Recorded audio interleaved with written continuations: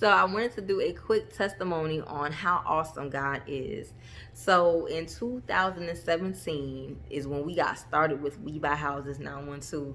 And y'all, this has literally been my baby. Like MJ is my baby and We Buy Houses 912 is my baby as well.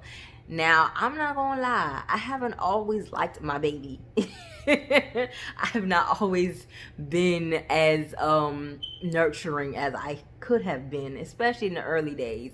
But once I embraced this as being my baby, oh, I became very territorial about my baby, who was gonna touch my baby, watch my baby, look at my baby, do anything with my baby, right? And so in the beginning of any new business, you are going to be so all in, hands on, because you have to be. You have nobody that you can afford to hire.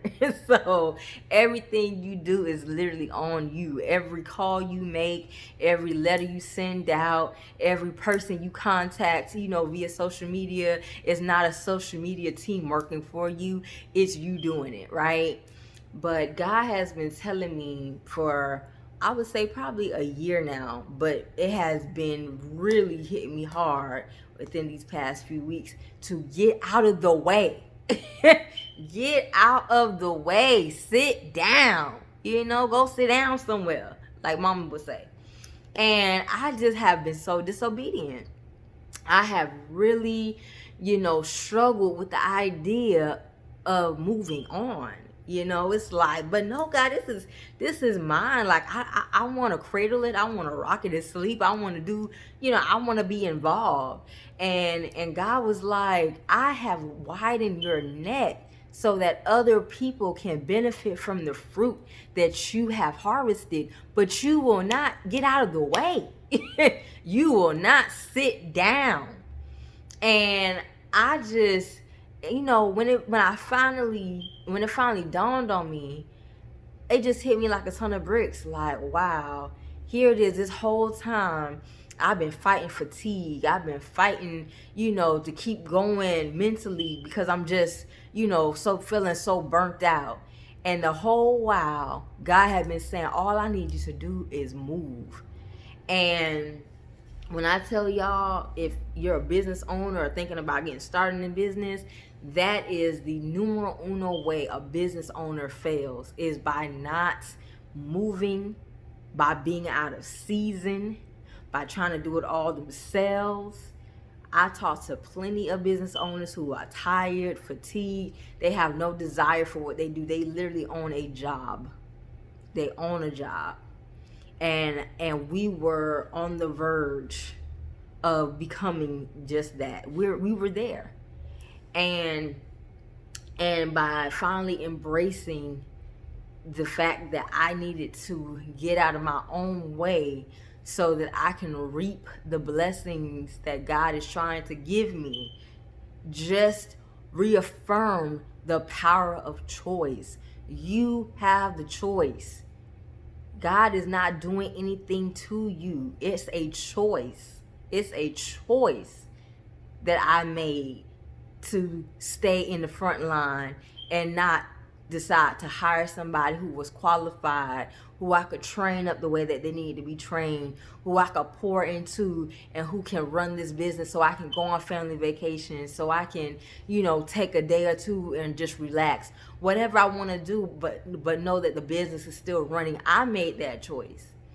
But yet, when things or when times get hard, turn around and be like, well, God, where you at? Why you ain't do what you said you was gonna do? I paid my tithe.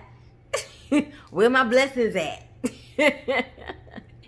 So it's not about just paying your tithe or setting up a prayer.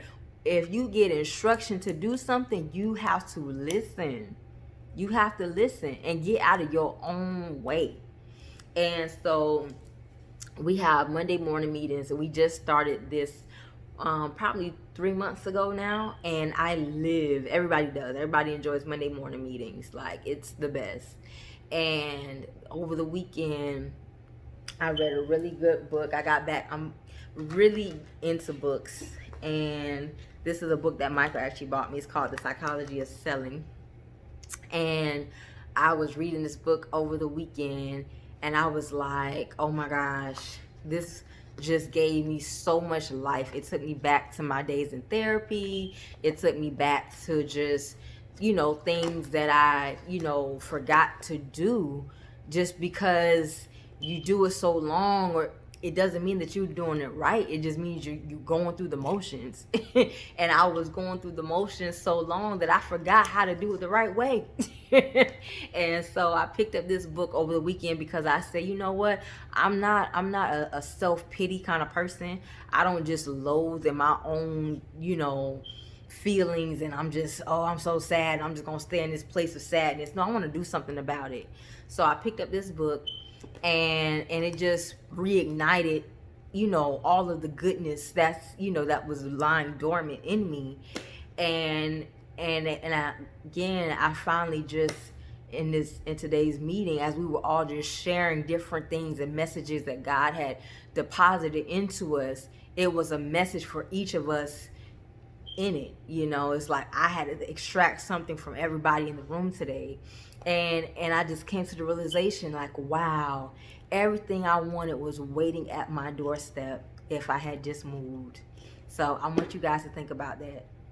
I want you guys to think about what is it that's waiting at your doorstep that you have failed to receive because you didn't move out of your own way.